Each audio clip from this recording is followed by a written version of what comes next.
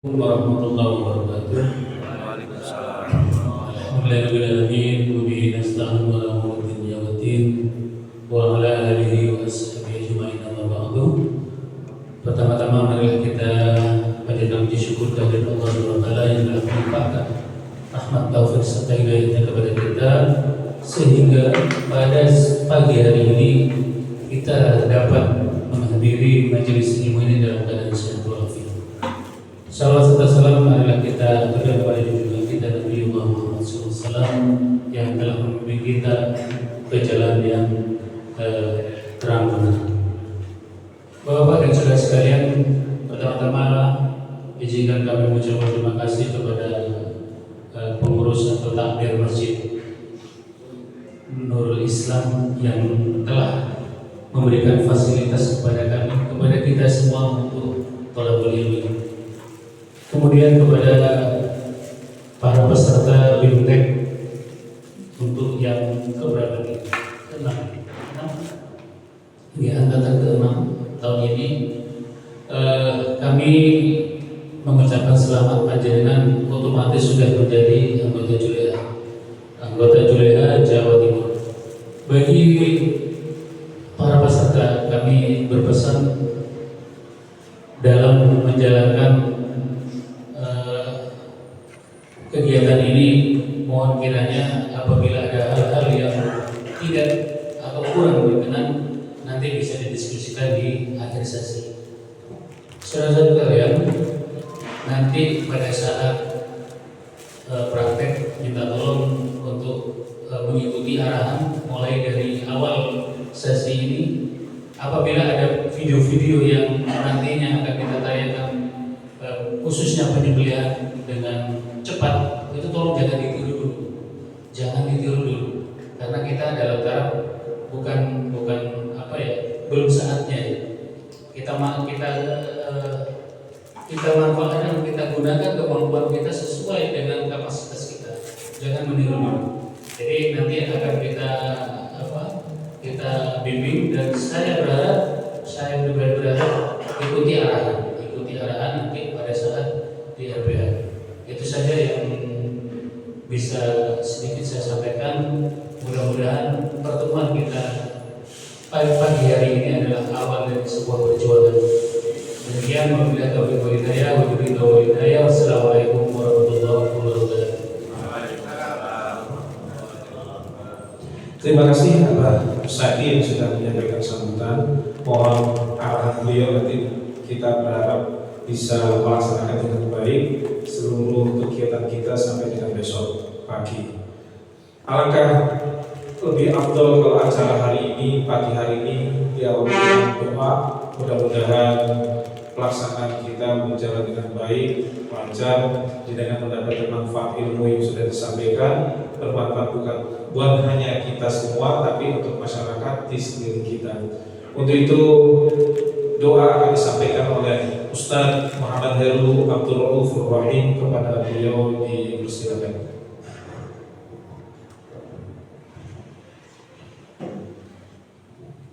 Asyhadu an la ilaha illallah wa asyhadu anna Muhammadan abduhu wa rasuluh.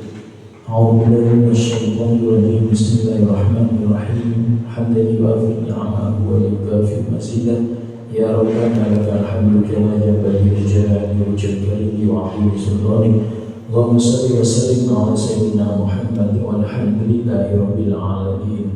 Allahumma ighfir lana wa li walidina wa li masyayikhina wa li jami'il muslimina wal muslimat wal mu'minina wal mu'minat al ahya'i minhum wal amwat.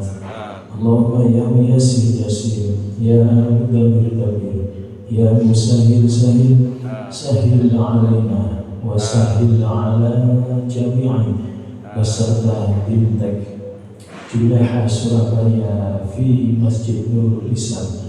Kulla asir bijahi wasirin nadim Sayyidina Muhammadin sallallahu alaihi wasallam. Allahumma ya munawwar qulubina wal qulubana bi nuri hidayatika wa ma'rifatika kama nawwartal arda bi nuri syamsika. Ya Fatahu ya Alim, ya Fatahu ya Alim, ya Fatahu ya Alim, iftah lana futuhal arifin بجاه سيدنا محمد صلى الله عليه وسلم. لا إله إلا أنت سبحانك إنا كنا من الظالمين. ربنا آتنا في الدنيا حسنة وفي الآخرة حسنة وقنا عذاب النار. وصلى الله على سيدنا محمد وعلى آله وصحبه وبارك وسلم. سبحان ربك رب العزة عما يصفون وسلام على المرسلين والحمد لله رب العالمين ببركة الفاتحة.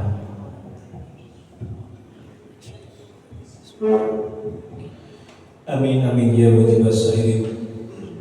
Rangkaian formalitas atau seremonial pada pelatihan pagi ini alhamdulillah sudah selesai. Untuk itu supaya semangat para jemaah, para peserta pelatihan di Juleha itu ada yel-yelnya. Yel-yelnya itu adalah nanti mohon ditirukan seperti ini. Juleha Jawa Timur, Bismillah, Allahu Akbar. Bismillahnya tauhid, tujuhnya Allahu Akbarnya menggenggam semangat. Sakit ya? Ada dua. Juleha Surabaya, Bismillah, Allahu Akbar. Sama-sama ya? Biar ada semangat kita semuanya. Juleha Jawa Timur, Bismillah, Allahu Akbar. Juleha Surabaya, Bismillah, Allahu Akbar. Alhamdulillah, semangat. Sekali lagi, izinkan untuk kami sekarang menyampaikan beberapa schedule atau rundown acara. Insya Allah jenengan grup sudah mendapatkan itu ya. Karena itu tolong siapkan mental, siapkan fisik. Karena kegiatan kita adalah mulai pagi hari ini sampai besok pagi. Nah, sampai besok pagi. Yang istirahat, ada istirahatnya nanti. Isya sampai jam 9, jam 10 prepare kita ke RPH untuk satu peserta, satu ekor sapi di dalam penyembelihan. Nanti praktek bagaimana disampaikan oleh Abu Sapi, tolong teknik-tekniknya ngikutin arahan dari para mentor yang ada di pelatihan hari ini. Mungkin itu ya, untuk mengawali kegiatan pelatihan ini kami ingin menyerap seluruh peserta ini sejauh mana wawasan dan pengetahuan terkait dengan masalah pelaksanaan penyembelihan hewan kurban atau penyembelihan hewan. Di sini yang sudah pernah menyembelih kambing, angkat tangan. Kambing 1, 2, 3, 4, 5. Yang pernah menyembelih sapi sudah ada 1. Juga kambing dan sapi, alhamdulillah. Jagal tahunan. Oh, masnya buri, Mas Agus. Alhamdulillah. Jadi itu gini. Insya Allah di sini pun juga eksekutor tahunan mungkin ada ya, atau jagal tahunan. Tapi insya Allah nanti kita akan lebih meningkatkan grade kita, meningkatkan skill kita, terutama terkait dengan masalah wawasan penyembelihan yang halal dan ihsan. Itu yang terpenting. Sehingga ketika penyembelihan di pelaksanaan hewan kurban itu layak konsumsi. Mungkin seperti itu. Untuk acara berikut adalah pelaksanaan pretest yang dipersiapkan oleh panitia. Kalau dikerjakan waktu berapa menit? 15 menit dengan teliti, dengan analisis, kemudian jawab sesuai dengan apa yang ingin, dengan pengetahuannya, sesuai dengan apa yang diketahui. Demikian ya, selamat melaksanakan pelatihan, selamat dan semangat untuk melaksanakan pelatihan pada hari ini.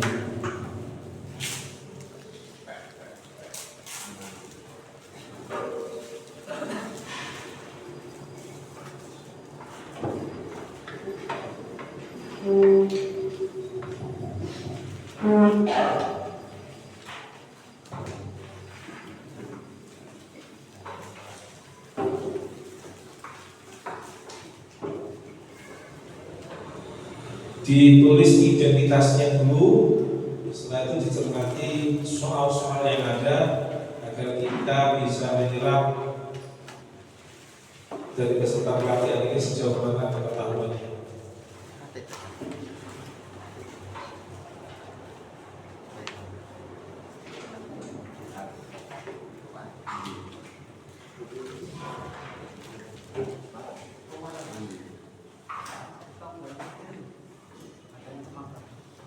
Oke, untuk pengerjaan pretest bisa dimulai sekarang jam 9.10, jam 9.05 menit selesai untuk pengerjaan.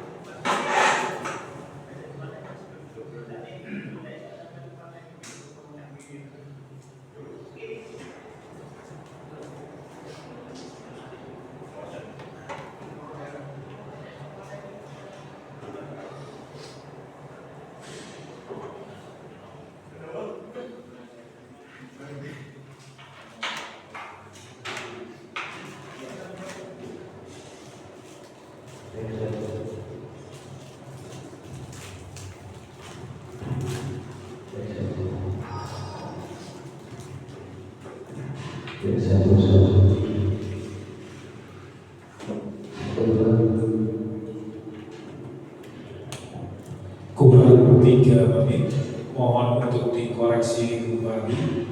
Nama atau identitas jangan sampai lupa, diisi semuanya.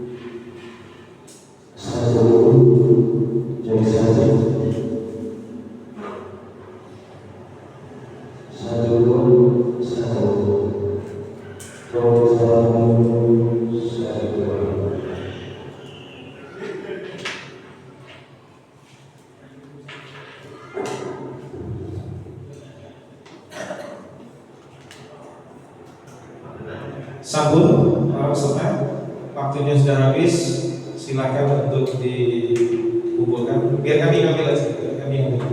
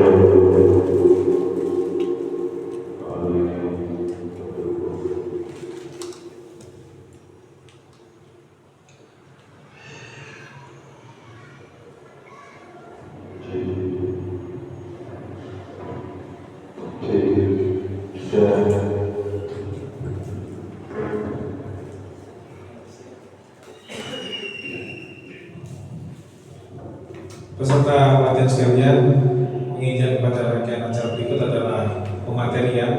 Materi pertama nanti akan disampaikan oleh Ustaz Heru Rauf. Kemudian pelaksanaan materi kedua tentang manajemen kurban nanti oleh Ustaz Aga, dan terakhir break. Nanti setelah break jam 11 sampai setengah 12 jam zuhur itu adalah pematerian handling.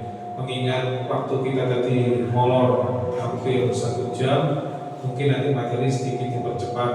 Untuk itu materi pertama, materi berikutnya adalah materi fikih kurban yang akan disampaikan oleh Ustaz Muhammad Heru Abdul Raufur Rahim. Kepada Ustaz Heru dipersilakan.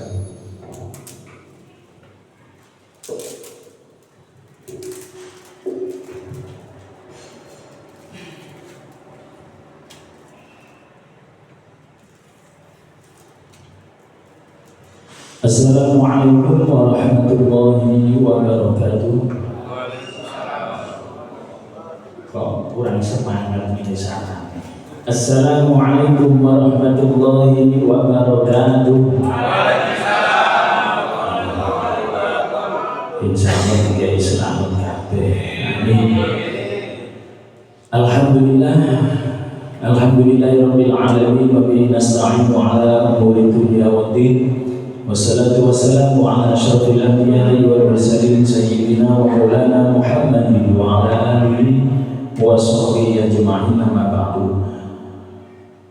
Bapak-bapak, saudara-saudara semua yang saya hormati, masih tetap seger semangat ini adalah materi fikih yang mana nanti juga diujikan di post-test ya.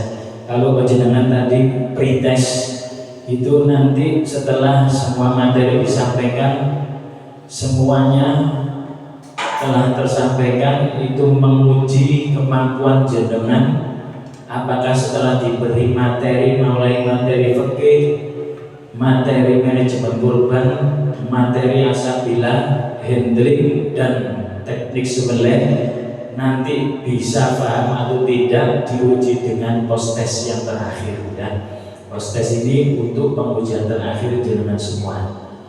Untuk itu, untuk fikih penjenengan perhatikan supaya di dalam post-test nanti nilai penjenengan lebih baik daripada pretest.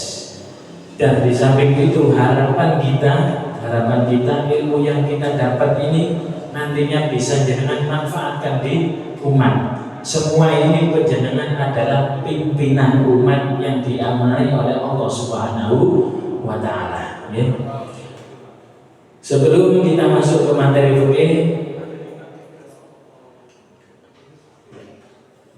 kita ketahui dulu hikmah dibalik ibadah kurban. Apa? Yang pertama adalah ungkapan rasa syukur kepada Allah Subhanahu wa taala, sarana mendekatkan diri kepada Allah, pelebur dosa, serta amalan yang paling dicintai oleh Allah di saat Idul Adha. Maka dari itu kurban ini adalah salah satu ibadah yang sangat sakral. Kalau kita mengambil rujukan dasar hukum di dalam surah Al-Kautsar, Allah Subhanahu wa taala berfirman, "A'udzubillahi minasyaitonir rajim. Inna a'tainakal kautsar fasholli li rabbika wanhar inna syani'aka huwal abtar." Sesungguhnya kami telah memberikan engkau nikmat yang sangat banyak. Fasholli, maka sholatlah, wanhar, dan berkorbanlah. Kalau kita mengetahui makna daripada fasholli, fa itu adalah ungkapan dari penekanan, ya. Sholli itu sholat, sedangkan wanhar adalah potongan. Kalau dipotong itu wawu dan inhar. Wawu itu wawu ataf, inhar itu fi'il amal, artinya perintah. Sholat adalah hukumnya apa? Wajib. Berarti kalau disambung, Allah Subhanahu wa taala menyambung wa itu artinya dan, inhar itu berkorbanlah. Berarti berkorban ini hukumnya apa? Wajib. Ya, dari sini kalau tanglet sing ning mriki korban yang tahu nang kata alhamdulillah. Boten riya setunggal kali 3 sekawan. Boten kali ada lagi 5 6. Alhamdulillah. Itu termasuk salah satu bentuk ungkapan syukur kita kepada Allah Subhanahu wa taala. Paling tidak yang belum bisa korban berusaha. Sebetulnya kita mampu, cuma panjenengan dan saya ini belum mau. Kita ibaratkan kalau kita mau menabung sehari 10.000 saja. Kalau kita kalikan dengan 30 maka rupiahnya 300.000. Kalau dikalikan 10 bulan saja sudah 3 juta. Berarti sudah dapat kambing. Paling tidak. Apalagi jenengan dan saya tidak punya tanggungan. Maka kita harus berusaha. Nah, juru sembelih pun juga harus memberi contoh kepada umat dengan berkorban. Dengan berkorban. Paling tidak kambingnya, sapinya disembelih sendiri, itu lebih nikmat. Karena Rasulullah tidak pernah menyuruh para sahabat, tapi disembelih dengan sendiri.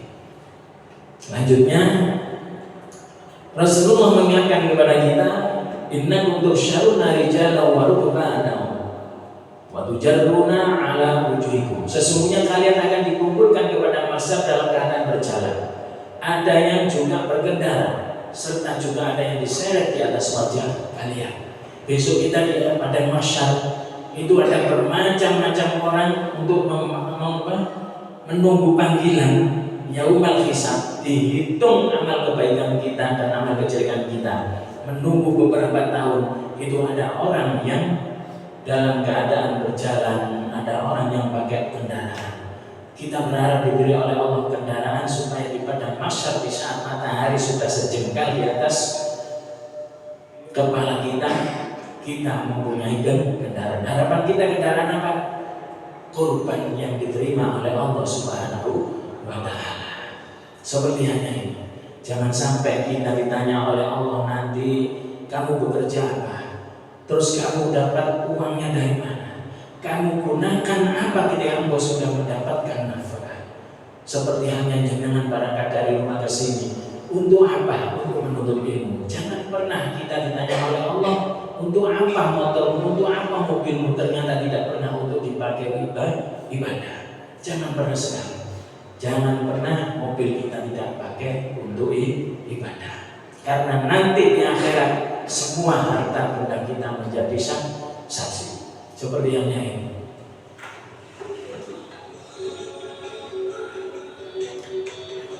Bayangannya sama nomor.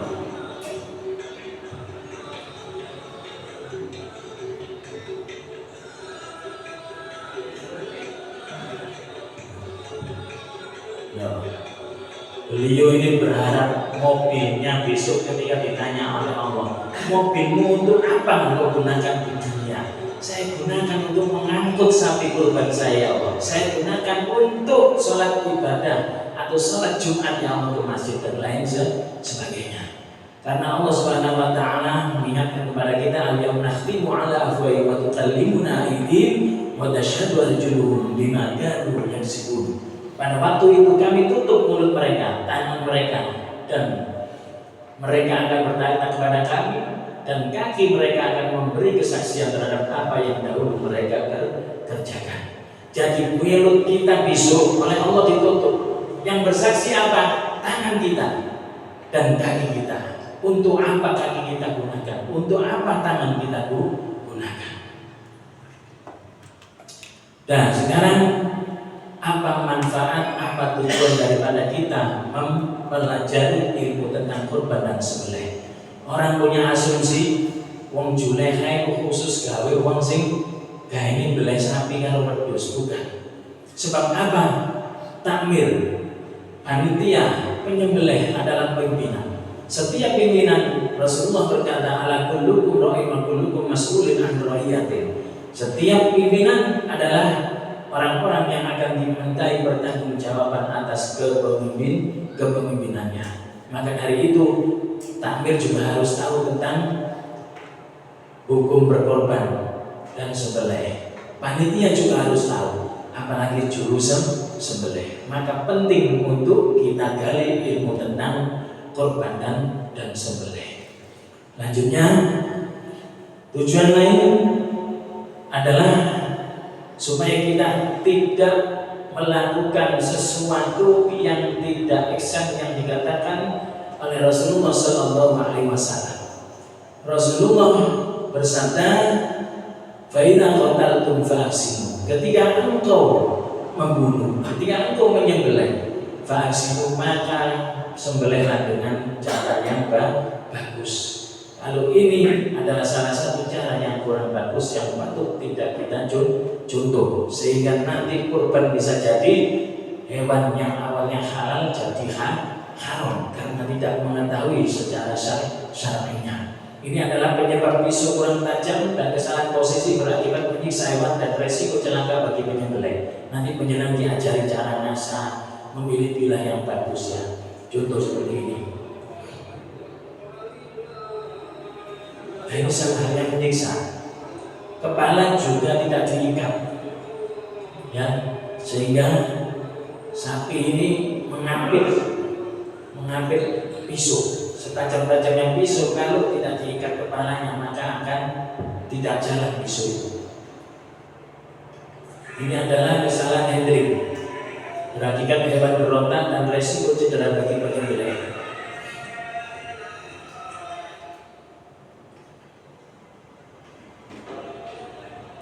Pisau kurang tajam betul berakibat menyiksa hewan. Ini salah satu perlakuan sadisnya, seperti digergaji.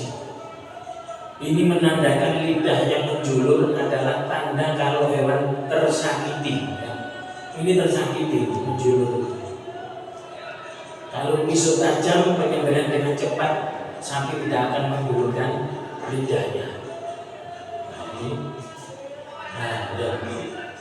Ini namanya penyiksaan.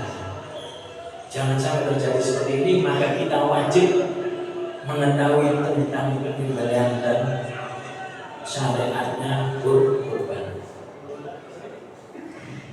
Nah, ini tidak sempurna dalam memotong urat hewan. Nanti penjenengan dikasih tahu mana yang harus dipotong ketika menyembelih. Ada 4 urat. Nah, ini salah satunya kurang sempurna pemotongannya. Akhirnya berangkat ke rumah sakit Islam Jemur Sari, budal diri.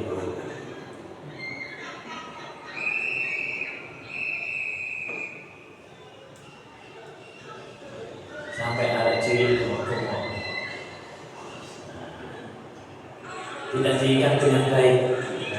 Ini kaki belakang tidak diikat.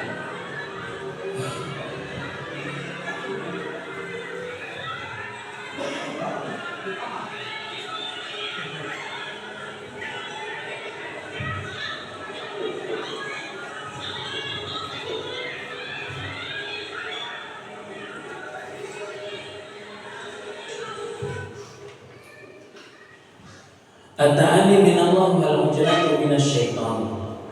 Rasulullah mengingatkan kepada kita agar senantiasa bersabar, berhati-hati, karena hati-hati adalah datangnya dari Allah, sedangkan keburu-buru adalah datangnya dari syaitan. Maka memperlakukan hewan pun juga harus dengan kesabaran dan kehati-hatian supaya tidak terjadi kecelakaan seperti ini.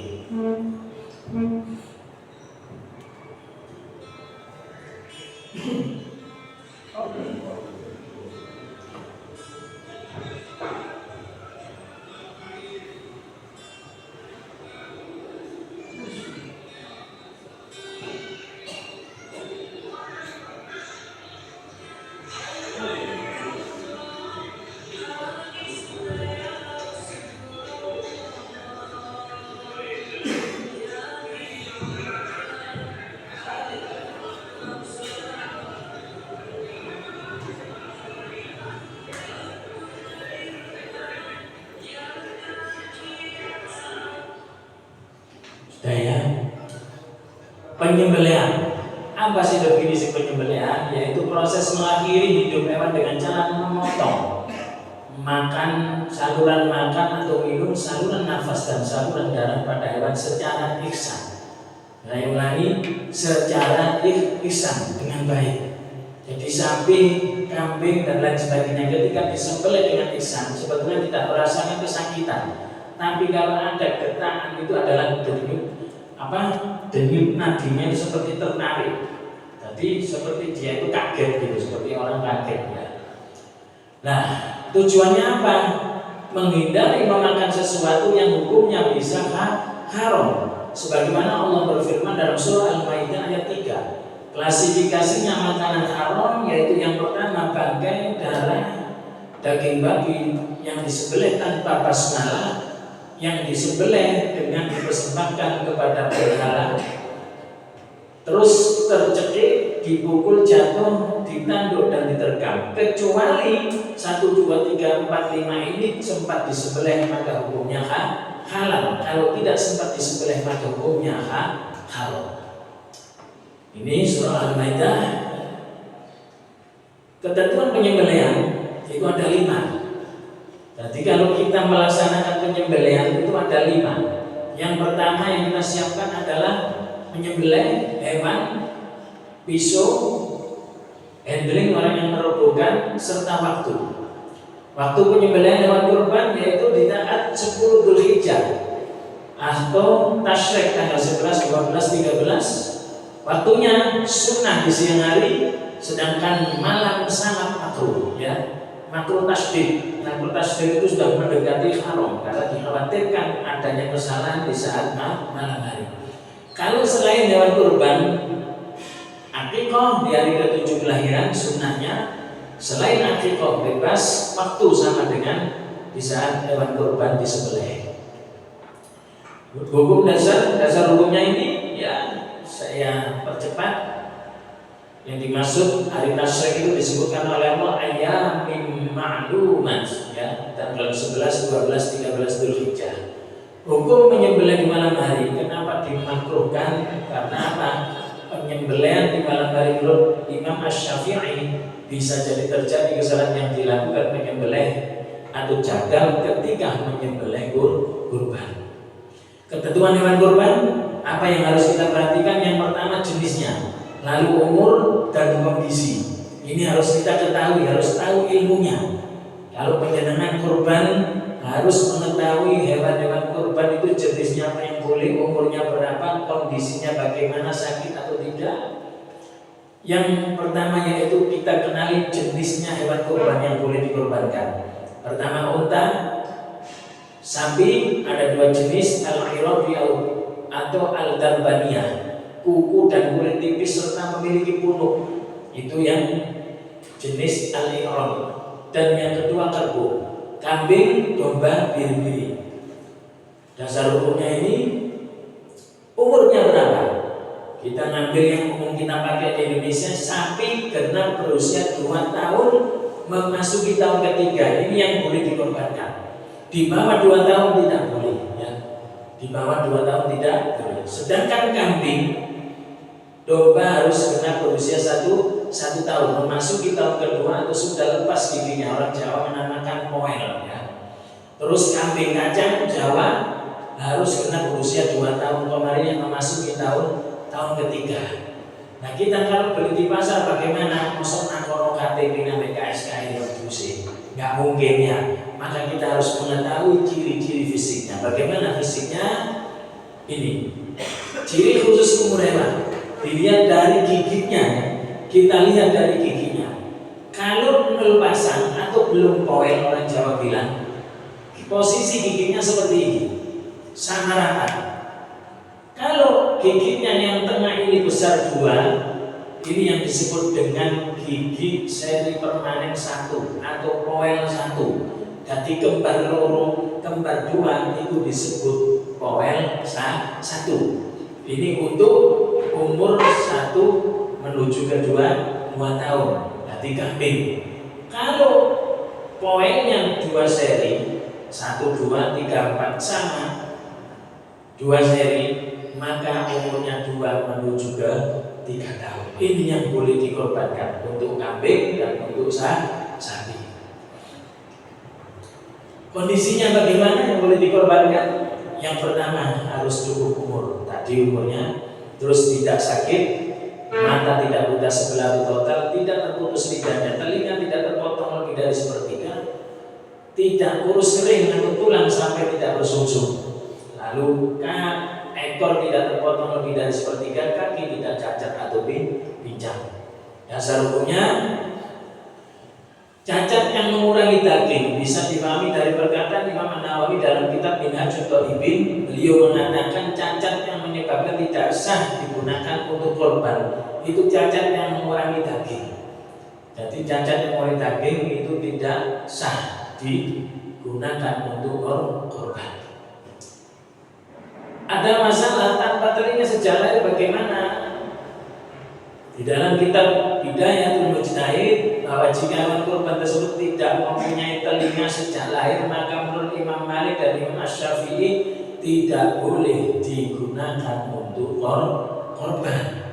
Sedangkan tanduk kalau patah, apa hukumnya? Tanduk patah tidak mengurangi kuantitas daging, maka mayoritas ulama tetap sah digunakan untuk korban. Itu menurut mayoritas ulama. Daun telinga sobek bagaimana? Kalau jenengan nanti di RPH itu mendapati rata-rata sapi itu ditindik. Nah, itu ditindik, itu ya. Nah, itu namanya daun telinga sobek. Ini hukumnya sah digunakan untuk korban karena tidak mengurangi daging.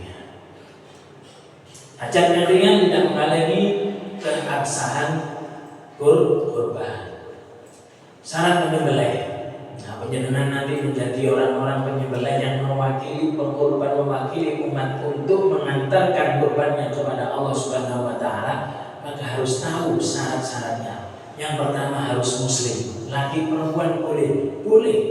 Pokoknya tamyiz. Apa tamyiz?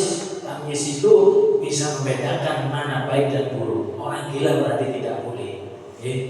Ahlul kitab agamanya Yahudi atau Nasrani boleh, asalkan menyembelihnya dengan menyebut nama Allah Subhanahu wa taala. Selain nama Allah haram hukumnya. Umpamanya bismi Isa al-Masih. Ya bismi, uder bismi, berhala dan sebagainya, hukumnya haram.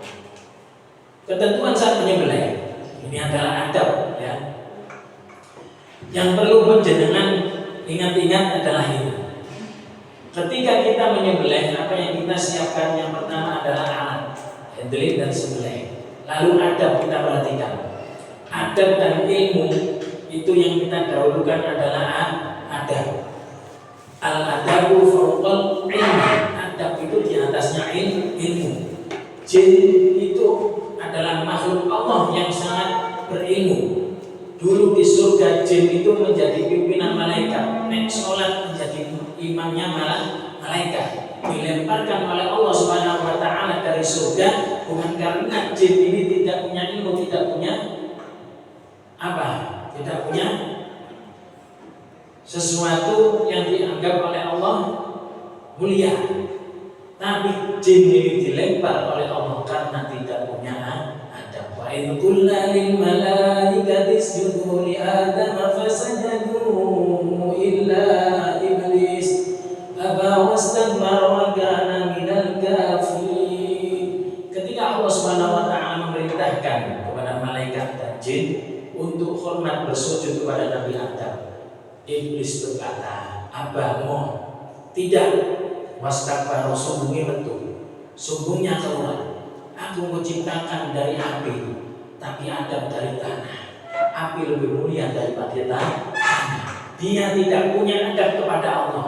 Disuruh oleh Sang Pencipta, tapi dia menolak, maka dia tidak punya adab. Walaupun sepintar-pintarnya manusia, kalau adab tidak didahulukan, maka ilmunya tidak dianggap oleh Allah Subhanahu wa taala. Apa adabnya?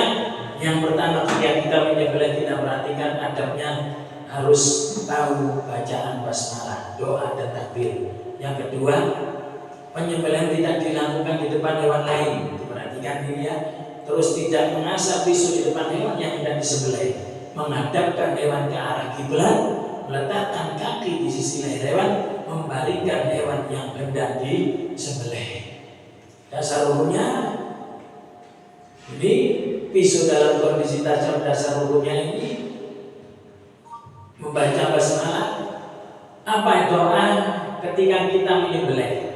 Kalau saudara-saudara kita dari Muhammadiyah yang dibaca ya adalah Bismillahirrahmanirrahim. Allahumma hadini wa ilaika fataqabbal minni ya karim. Terus Bismillahirrahmanirrahim, Allahu akbar, pisau disayatkan. Ini kalau menyembelih hewan kita sendiri. Kalau kita mewakili orang-orang yang kurban di masjid, di mushola dan lain-lain, maka yang dibaca ini Bismillahirrahmanirrahim, Allahumma hadimika wa ilaika fataqabbal min, disebutkan namanya semua. Kalau sampai 7 orang, berarti 7 orang disebutkan semua ya. Lalu Bismillahirrahmanirrahim, Allahu akbar, terus disembelih. Menyembelih harus hafal doanya. Ini saudara kita dari Muhammadiyah. Kalau dari kita, saudara-saudara Nahdien, NU, ini yang dibaca dasar hukumnya dari kitab Irsyadul Anam fi Tarjamati Arkani Islam karya Syekh Utsman bin Yahya. Apa urut-urutannya ini? Karena urut-urutannya banyak, maka kita robohkan sapi setelah berdoa. Berdoa dulu, baru terus merobohkan sapi. Karena sapi kalau sudah dirobohkan, menunggu kita berdoa dengan urut-urutan yang banyak seperti ini, sapi sedang stres, sudah lama menunggu. Bacanya Bismillahirrahmanirrahim, Allahumma shalli ala sayyidina Muhammad wa ala ali sayyidina Muhammad. Allahu akbar, Allahu akbar, Allahu akbar, walillahil hamdu. Allahumma hadimika wa ilaika fataqabbal minni ya karim. Terus Bismillahirrahmanirrahim. Kalau mewakili jamaah lain, Allahumma hadimika ini diganti Allahumma hadimika wa ilaika fataqabbal minni ya karim ya. Sabun, paham? Nanti penjenengan setelah selesai ditek, saya kasih materi ini, penjenengan amalkan di rumah, penjenengan amalkan di diri sendiri. Doa setelah menyembelih, apa doanya? Yang pertama bisa kita pilih ini, yang kedua ini, saya lebih memilih ini. Ya. Ini sunnahnya. Ini wajah lillazi fatara as-samawati wal arda hanifan wa ma ana minal musyrikin. Inna sholati wa nusuki wa mahyaya wa mamati lillahi rabbil alamin la syarika lahu wa bidzalika umirtu wa ana awwalul muslimin. Niki doa apa biasanya dibaca? Doa ketiga apa? Salat. Di saat iftitah. Kalau iftitah, kabira walhamdulillahi katsira wa subhanallahi bukratan wa asila. Wajjahtu wajhiya langsung. Tapi kalau doa setelah menyembelih ketambahan ini, perbedaannya di sini ya. Kalau iftitah tanpa ini, kalau setelah menyembelih ketambahan ini wajah itu perbedaannya di situ. Menghadapkan hewan ke arah kiblat. Sesungguhnya Ibnu Umar tidak suka makan daging hewan yang disembelih dengan tidak menghadap kiblat. Allah Subhanahu wa taala, Rasulullah Shallallahu alaihi wasallam memberi syariat menghadapkan kiblat ketika kita menyembelih. Apa sih manfaatnya dari segi kesehatan? Lambungnya hewan itu terletak di sebelah kiri. Jadi jenengan kalau menyembelih sapi, kambing, lambungnya yang di lantai, yang di tanah itu lambung sebelah kiri apa kanan? Sebelah kiri. Kalau menghadap kiblat sebelah kiri, jangan salah paham. Oh, nek ngadep kiblat berarti kowe mau mati, iku nek mau mati. Tapi kalau kambing, sapi dan lain-lain itu menghadap kiblat kepala di selatan. Karena lambungnya sapi, lambungnya hewan itu sebelah kiri. Terus ada katup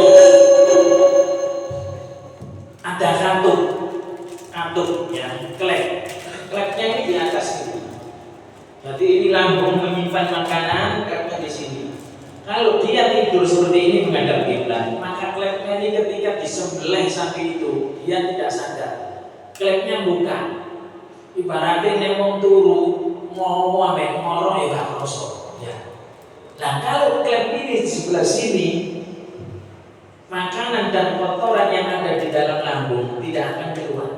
Tapi kalau nyembelihnya salah, lambung sebelah kanan ini di lantai, maka klepnya di bawah. Ketika disembelih, sapi tidak sadar, kotoran dalam lambung ini keluar semua mengenai daging yang disembelih lehernya, maka dagingnya terkontaminasi semua. Jadi kalau disimpan tidak lama akan membusuk. Jadi bakteri sudah masuk semua. Itulah rahasia perintah Allah dan Rasulullah ketika kita menghadapkan kiblat saat menyembelih. Lanjut, penyembelihan tidak dilakukan di depan hewan lainnya. Nah, kalau jenengan nyembelih, dihindari hewan yang belum disembelih melihat hewan yang disembelih. Bagaimana kalau tempatnya susah, tempatnya kecil, kasih keber. Minimal penjenengan buatkan tutup kepala. Ya, karena apa? Sapi juga punya perasaan. Jenengan tahu yang kalau punya anak kecil, anak kecilnya diambil, apa yang terjadi? Boilah kok. Ngablu, itu artinya punya kasih sayang dan perasaan. Maka tidak boleh dilihatkan kepada hewan yang lain ketika disembelih. Tidak mengasah pisau di depan hewan yang tidak disembelih. Karena Rasulullah mengatakan, ya, kalau ada orang mengasah di depan hewan yang akan disembelih, itu sama saja Rasulullah mengatakan menyembelih kedua kalinya.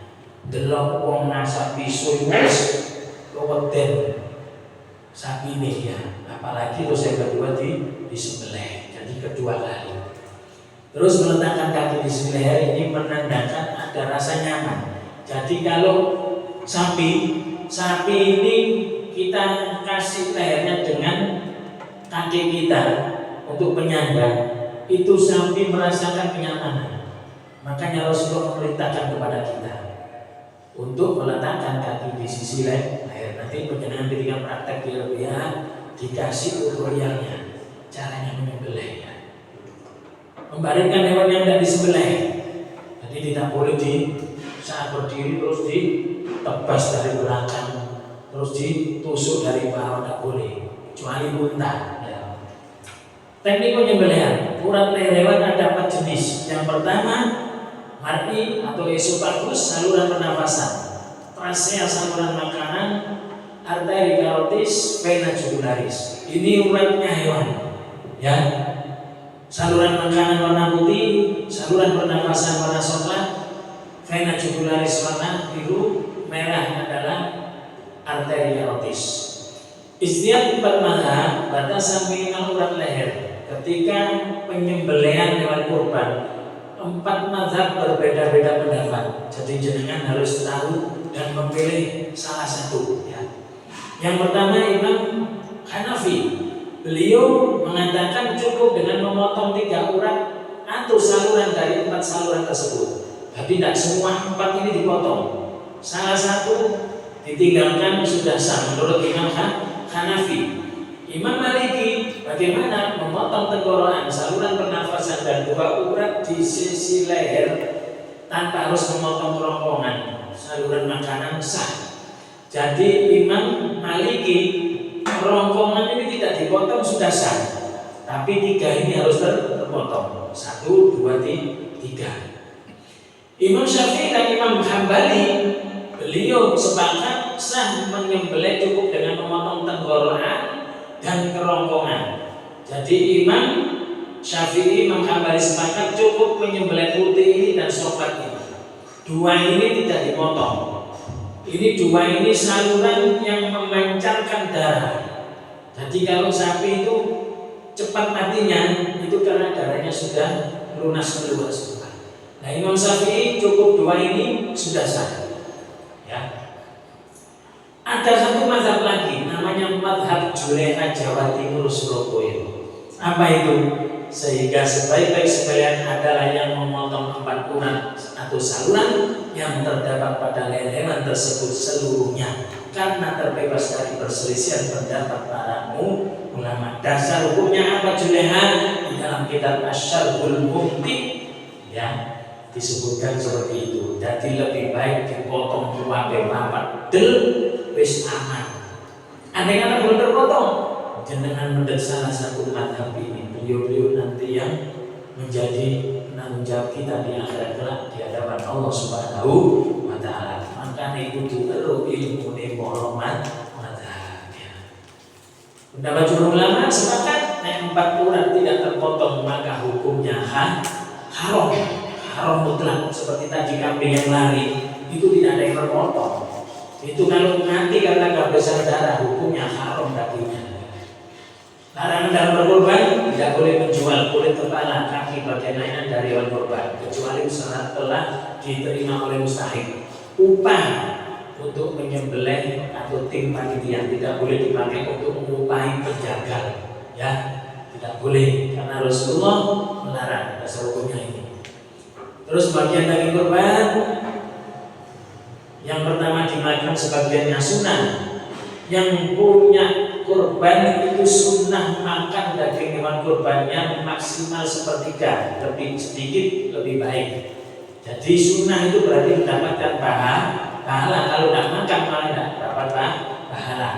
Disedekahkan orang fakir dan miskin, dihadiahkan kepada orang-orang kaya dan agungnya atau agungnya ya. Dasar hukumnya ini mustahil ini dasar hukumnya. Pun dari sini fikih kurban sudah selesai, tinggal 15 menit. Ada yang ditanyakan? Monggo.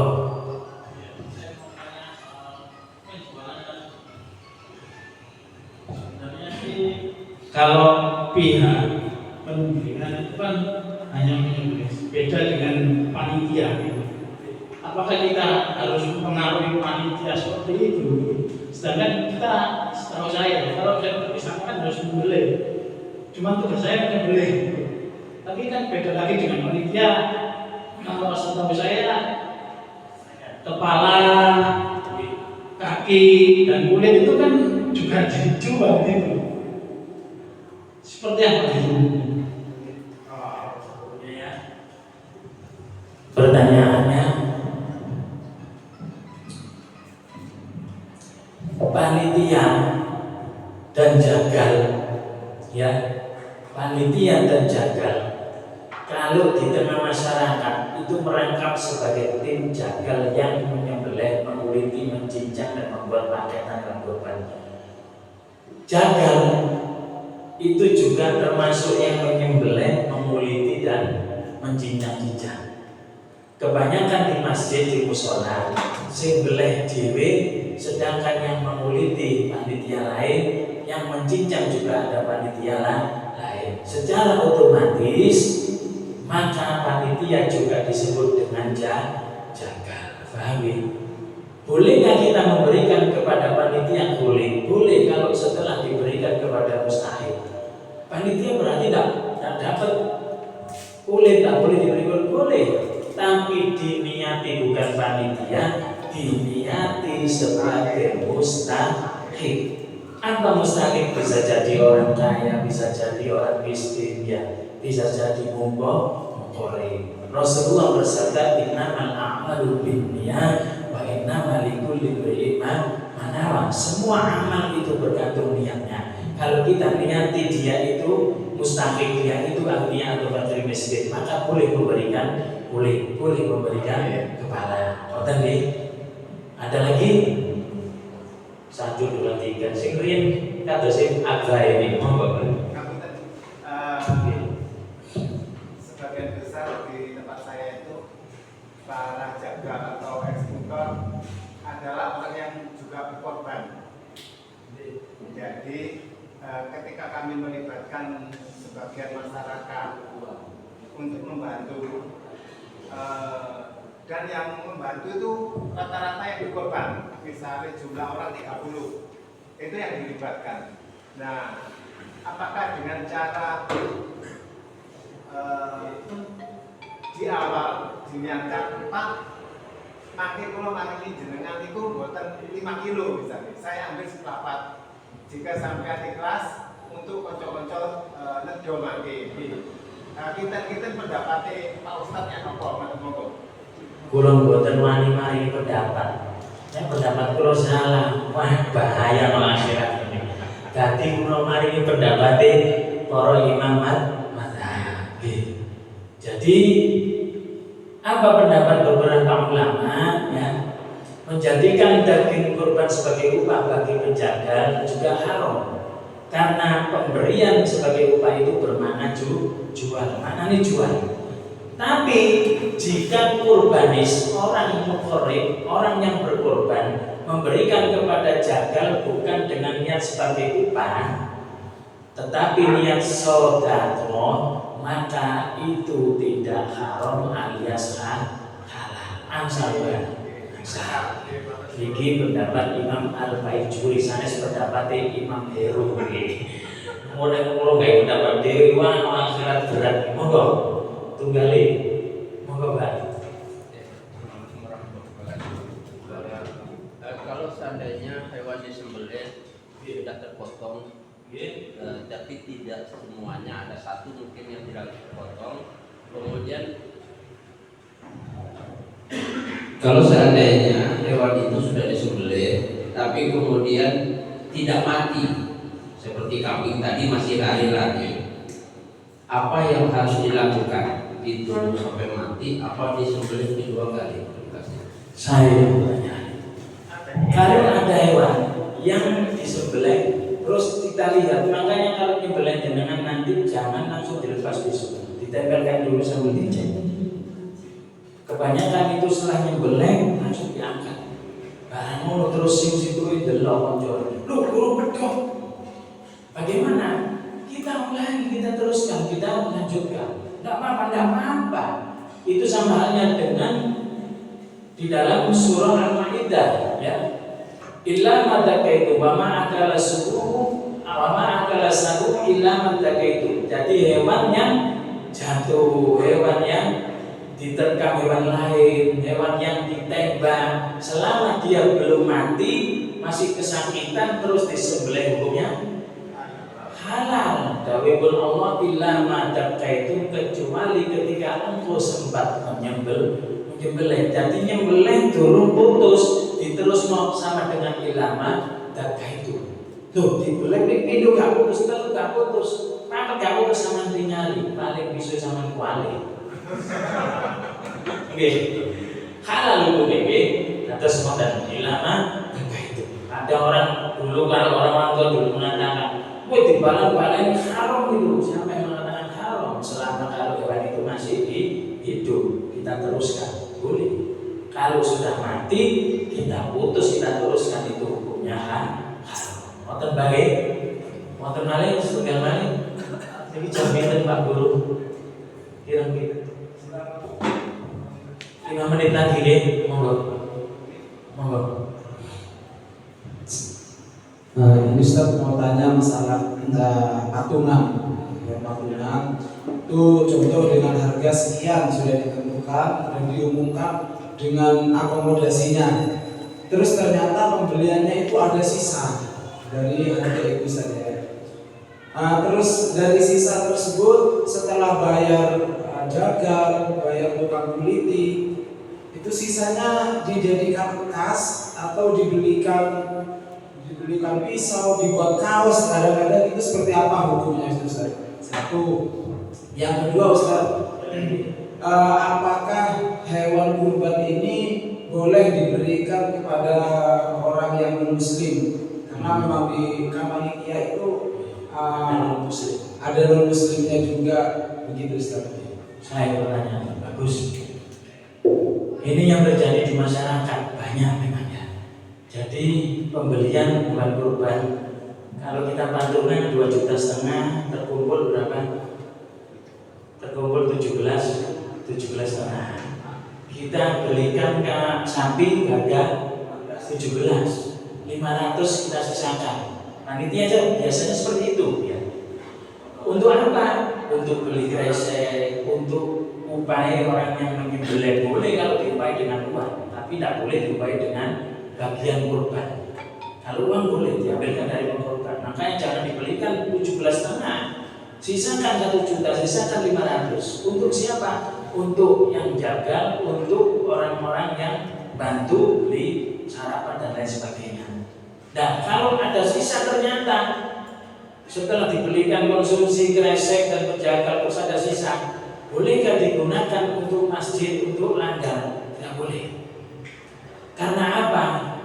Kurban dan sodako itu beda. Kalau sodako di dalam hadis Rasulullah, idza mata ibnu adama in qata amaluhu illa min salasin sadaqatin jariyatin aw ilmin yuntafa'u bi aw waladin shalihin yad'u lahu. Jadi orang-orang yang sedekah di masjid tujuannya untuk amal jariyah berkesinambungan. Sedangkan korban untuk mendekatkan diri kepada Allah. Rasulullah bersabda, la yahillu malu muslimin illa bi nafsi minhu. Tidak halal mengambil harta seorang muslim kecuali dengan kerelaan dirinya. Bagaimana caranya? Kita minta izin dulu. Pak, Bu, ini ada sisa uang dari korban jenengan. Berarti uang itu, orang itu kita panggil semua. Kalau jenengan itu saya masukkan ke kas masjid bagaimana? Monggo, ikhlas dimasukkan masjid. Tanpa ngomong, tidaklah halal. Kalau susah mencari orangnya, susah, sebaiknya minta izin terlebih dahulu kepada orang yang berkorban. Jika sulit menghubunginya, boleh menggunakannya kepada sesuatu yang mendekati tujuan pertama. Apa? Digunakan untuk keperluan korban lagi. Beli pisau, beli telenan, beli pecok dan lain-lain. Tapi itu Pak. Terus yang kedua, apa tadi pertanyaannya? Muslim, non muslim itu ada dua, kafir harbi dan kafir dhimmi. Kafir harbi adalah kafir yang sangat benci dengan orang-orang Islam dan ajaran Islam. Kalau kafir dhimmi, agamanya non muslim, orang Kristen, orang Katolik, Nasrani, Buddha, Yahudi dan sebagainya, tapi dia masih senang dengan orang-orang Islam dan ajaran Islam. Banyak orang masjid dicor, dibangun, ikut kerja bakti. Di kampung ada tahlilan, melok tahlilan musik di wajah haramnya. Itulah orang-orang kafir yang kafir seperti ini yang masih senang dengan orang-orang Islam, yang boleh dimaklumi daging kurban, boleh diberi daging kurban. Tujuannya apa? Mu'allafatu qulubuhum, supaya hatinya lembut sehingga dia mendapatkan hidayah dari Allah segera mungkin masuk Islam. Begitu, ibu mohon sambut kelas Pak Guru.